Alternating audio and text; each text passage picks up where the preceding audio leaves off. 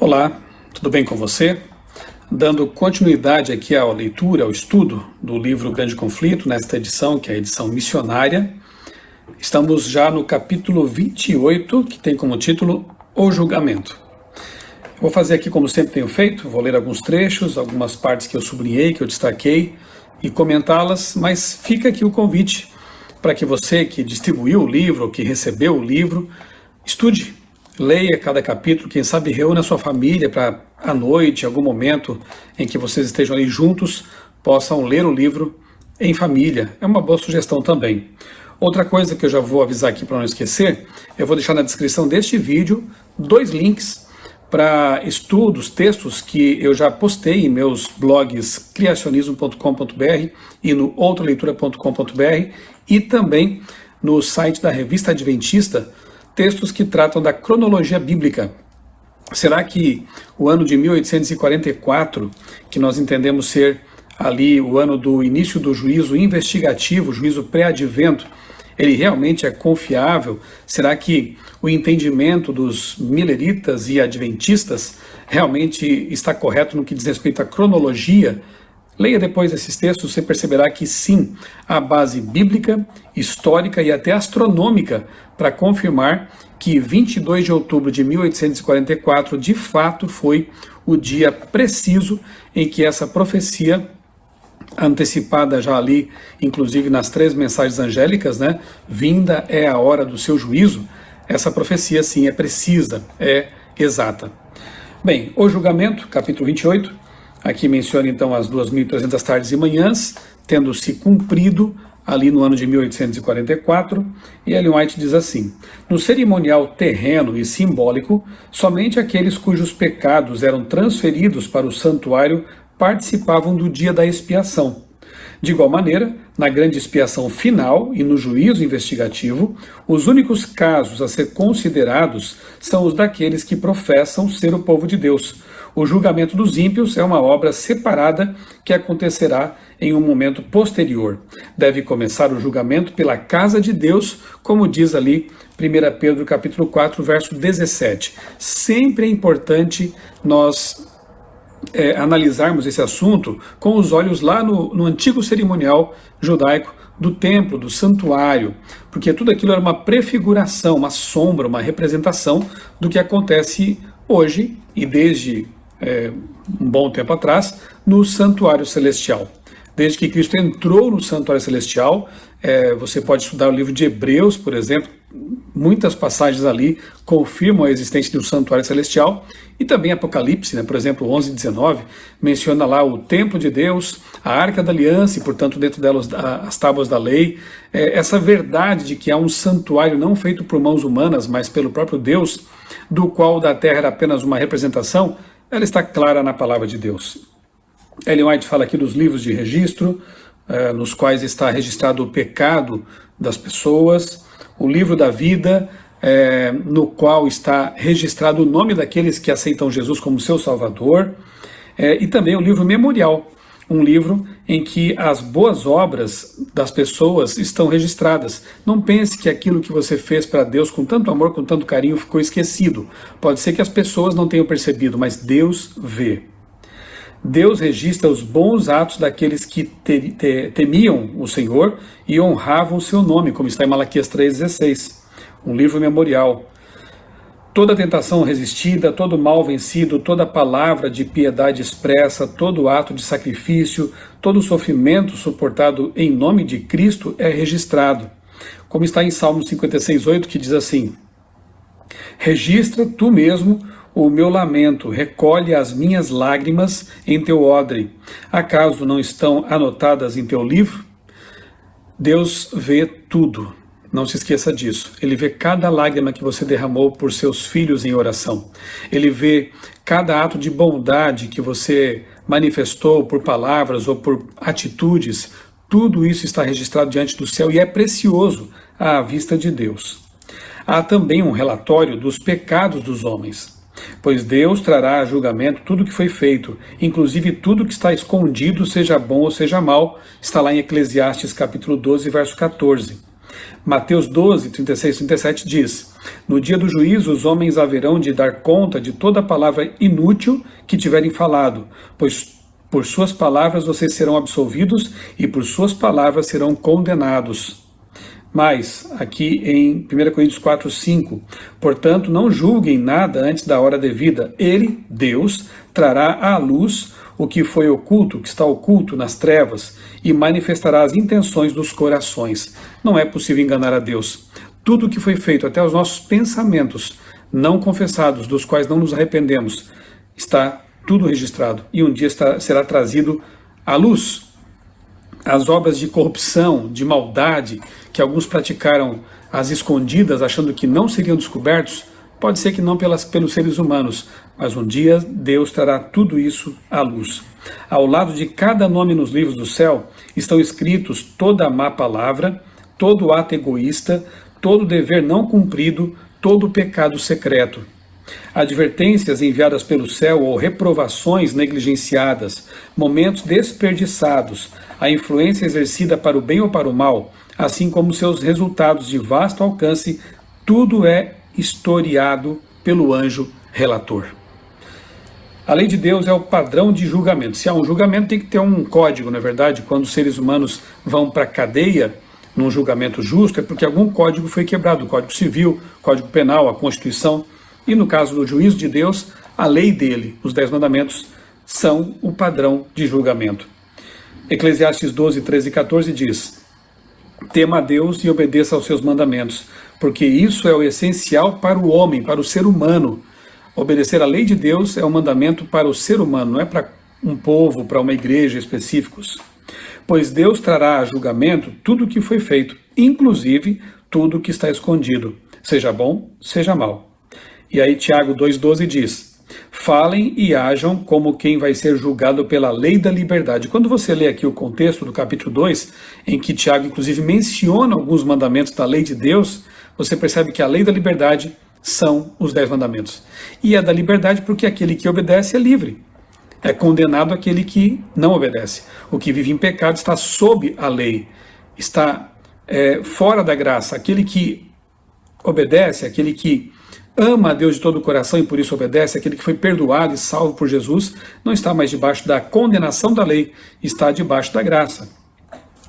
Avançando aqui um pouco mais, na página 204, quando os livros de registro são abertos no juízo, a vida de todos aqueles que creram em Jesus passa em revista diante de Deus. Começando com aqueles que vieram primeiro na terra, nosso advogado apresenta o caso de uma geração após a outra. Cada nome é mencionado, cada caso investigado. Alguns nomes são aceitos, outros rejeitados. Quando alguém tem pecados que permanecem nos livros de registro sem arrependimento e sem perdão, seu nome é apagado do livro da vida. O Senhor declarou a Moisés: riscarei do meu livro todo aquele que pecar contra mim. Êxodo 32, 33. Por isso, a oração diária do cristão é como está no Pai Nosso, né? Perdoa-nos as nossas dívidas. Em toda oração, precisamos pedir perdão a Deus, porque infelizmente nós somos pecadores e frequentemente cometemos pecados, erramos diante do nosso Deus, por isso precisamos pedir perdão ao Senhor. João escreveu em uma de suas cartas o seguinte: filhinhos, estas coisas vos escrevo para que não pequeis. Aquilo que está na Bíblia. Porém, se pecarem, temos um advogado no céu, Cristo Jesus. Então Deus não quer que nós pequemos, até porque isso nos traz sofrimento.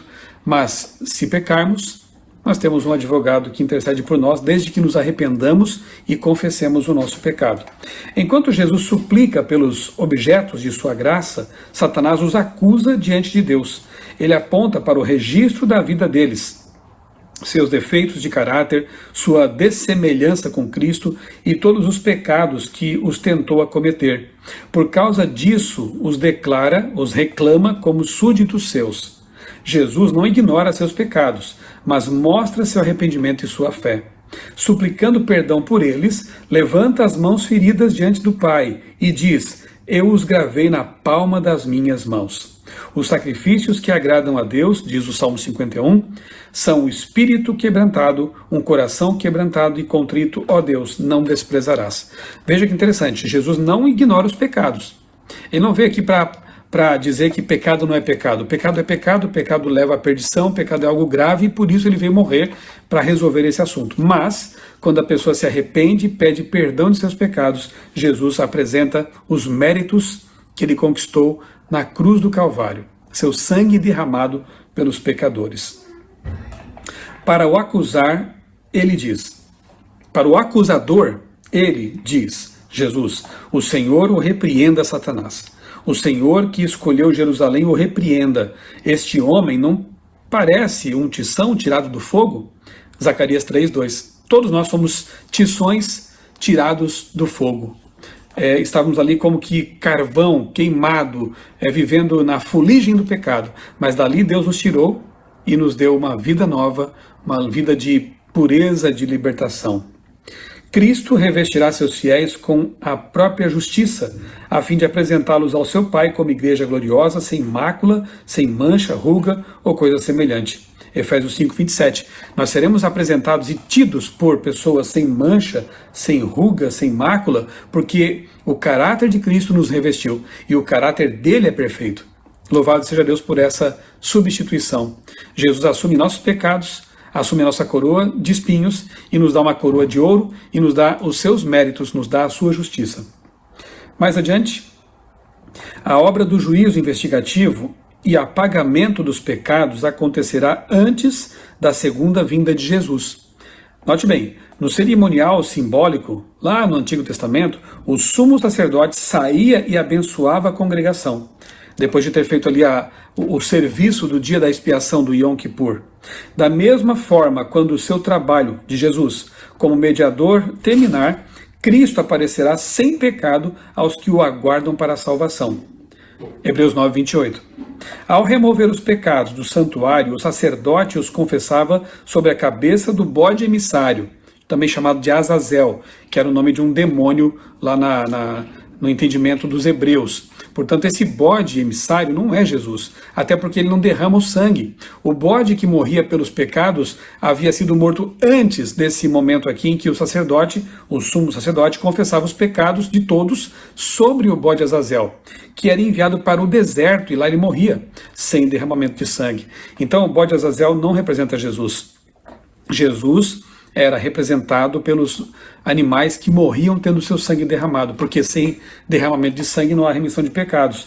E não poderia ser representado por um bode chamado Azazel, um demônio, né? O bode emissário era mandado embora para um lugar solitário, Levítico 16:22. Satanás, carregando a culpa dos pecados que ele levou o povo de Deus a cometer, será confinado à ruína na terra, no deserto que a terra se tornará por 1000 anos. E então sofrerá a pena do fogo que destruirá os ímpios.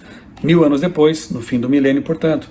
Dessa maneira, o plano da redenção será concluído quando o pecado finalmente for erradicado. Deus não se deixa enganar por aparências, ele não erra. Os corruptos de coração podem até enganar os outros, mas o Senhor lê a vida interior. Pecado se confessa, não se justifica nem se esconde. Que parágrafo lindo esse que eu vou ler agora, na página 205. O juízo examinará o uso que fizemos de cada talento, como empregamos nosso tempo, nossos textos, nossa voz, nosso dinheiro, nossa influência. O que fizemos por Cristo, na pessoa do pobre, do aflito, do órfão e da viúva. O que fizemos com a luz e a verdade que Deus nos concedeu. Somente o amor demonstrado por nossos atos é considerado genuíno. À vista do céu, apenas o amor concede valor àquilo que nós fazemos, a qualquer ato. Até porque bons atos podem ser feitos até por ganância, por exibicionismo. Então o amor é que deve realmente permear todas as nossas atitudes. O arqui-enganador odeia as grandes verdades que chamam a atenção para o sacrifício expiatório e o mediador todo-poderoso. Para Satanás, tudo gira em torno de afastar Jesus da mente do ser humano. O diabo odeia essa verdade do santuário, o diabo odeia a verdade do juízo, ele tenta distrair as pessoas ou levá-las à crença de que não há implicações em seus pecados, que elas podem viver do jeito que querem, porque não haverá nenhuma cobrança em relação a isso. Essa é a obra de Satanás. Não caiamos nessa conversa, né? O santuário no céu é o centro da obra de Cristo em prol da humanidade. Ele diz respeito a todas as pessoas que vivem na terra. Abre o plano da redenção diante de nossos olhos, trazendo-nos para mais perto do conflito entre a justiça e o pecado. Sim, a obra de Deus no santuário é central. Precisamos entender esse assunto e tomar cuidado com aqueles que tentam distorcer essa verdade, tentam apresentar sob falsa luz a verdade do santuário, do juízo investigativo, do juízo pré-advento. Cuidado com essas pessoas que atentam contra essa verdade tão importante. Quem esconde seus pecados não prospera, mas quem os confessa e os abandona encontra misericórdia, como está em Provérbios 28, verso 13. O inimigo sabe que se acariciarmos qualquer um de nossos defeitos, ele terá sucesso. O inimigo, por isso, ele busca constantemente enganar os seguidores de Cristo com a mentira fatal de que é impossível vencer. Mas Jesus declarou a todos os seus seguidores: minha graça é suficiente a você, 2 Coríntios 12, 9. E o meu jugo é suave e o meu fardo é leve, Mateus 11, 30. Ninguém deve pensar que seus defeitos de caráter são incuráveis. Deus dará fé e graça para superá-los. Se você viver em comunhão com Jesus, clamando a Deus pelo poder, você pode ser um vitorioso. Você pode vencer, como diz Ellen White no outro livro, tendências herdadas, geneticamente falando, e cultivadas, coisas que você aprendeu, adquiriu ao longo da vida. Deus pode libertar você dessas coisas. Caminhando para o fim aqui, o tempo da graça finalizará pouco antes de o Senhor aparecer nas nuvens do céu. Ao vislumbrar essa ocasião, Cristo declarou: continue o injusto a praticar injustiça, continue o imundo na imundícia, continue o justo a praticar justiça e continue o santo a santificar-se. Eis que venho em breve, a minha recompensa está comigo e eu retribuirei a cada um de acordo com o que fez. Apocalipse 22, 11 e 12. Um texto tão claro em dizer que antes de Jesus voltar, realmente não haverá mais tempo de graça, e as pessoas que estavam em pecado viverão em pecado dali para frente mesmo, continuarão nessas práticas, e aqueles que já foram santificados continuarão santificados até a volta de Jesus. Portanto, se ele vem para dar uma recompensa, é porque o julgamento foi feito antes. Por isso nós cremos no juízo pré-advento, ou no juízo investigativo, antes de Cristo voltar à terra, antes da segunda vinda de Cristo, em que ele vem para dar a recompensa aos salvos e também aos ímpios, né?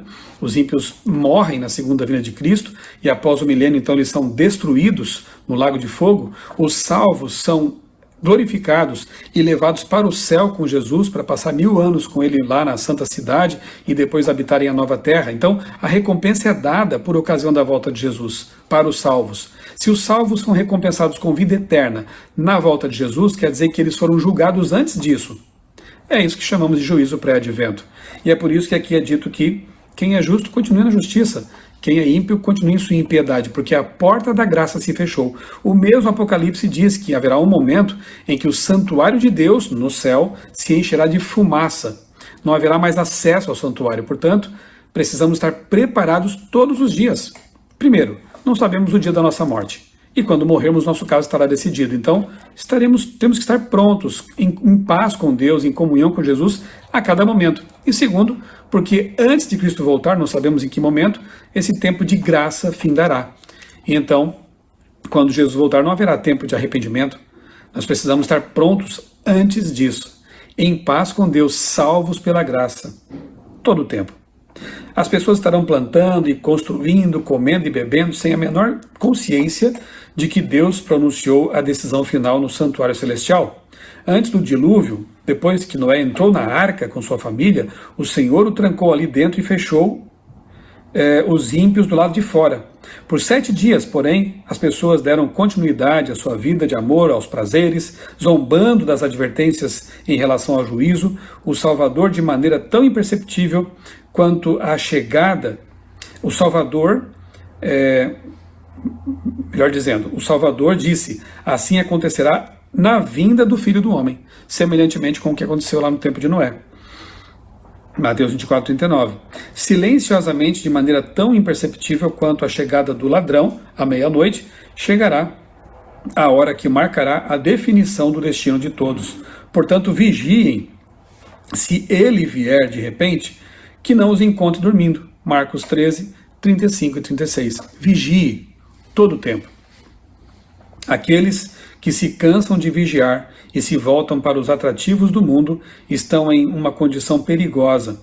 Enquanto o empresário está absorvido na busca dos lucros, o amante dos prazeres procura a autocondescendência e a filha da moda arruma seus adornos, pode ser nessa hora que o juiz de toda a terra pronunciará a sentença: foste pesado na balança e achado em falta, como aconteceu lá com o rei em Daniel 5, 27. O que esse capítulo nos convida é estar preparados o tempo todo, estar em comunhão com Deus o tempo todo, estar atentos e, como dizia lá, como o texto diz com respeito a aquilo que acontecia em Israel no dia do Yom Kippur, afligir a alma, ou seja, estar contrito, estar num estado de arrependimento e condição diante de Deus, para que possamos estar preparados realmente para aquele grande dia. Não brincar com o pecado, sabendo que Deus conhece nossas intenções, conhece o nosso coração, nossa mente, nossos pensamentos mais íntimos. Então nós temos que estar realmente em paz com Deus, tendo a certeza de que nossos pecados foram perdoados, porque Deus quer nos perdoar. Deus nos ajude realmente a viver à vista de um Deus Santo, com nossos pecados perdoados e nossa vida limpa pelo sangue de Cristo. Assim, não teremos medo do juízo, não teremos medo do julgamento. Só tem medo do juízo aqueles que têm a vida suja, aqueles que estão em pecado. Aqueles que estão em paz com Deus sabem que no juízo serão absolvidos. Deus nos ajude a viver à luz dessa verdade, com a consciência tranquila de que fomos perdoados por Jesus. Um grande abraço para você. Deus abençoe grandemente a sua vida e também a sua família.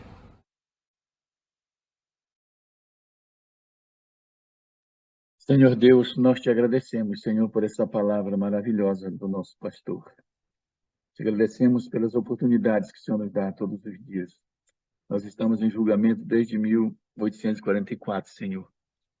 Nós estamos chegando no fim da história desse planeta. E nós precisamos estar preparados, Senhor, como as virgens prudentes. Ajuda-nos, Senhor, a mudar aquilo que ainda não conseguimos. Dê-nos força para nos aperfeiçoar no sangue de Jesus. Porque é uma caminhada, Senhor, mas o Senhor tem uma lei e o Senhor vai julgar-nos por ela. E o Senhor é justo, a lei é santa e boa. Por isso precisamos entrar nesse padrão. Temos que ter a fé em Jesus e temos que ter a fé de Jesus. Nos ajude, Senhor. Precisamos do Espírito Santo, a chuva serôdia, para nos selar com a salvação em Cristo Jesus. E é em nome dele que te pedimos tudo isso, Senhor, e te agradecemos. Amém. Amém. Glória a Deus. Amanhã estaremos de volta.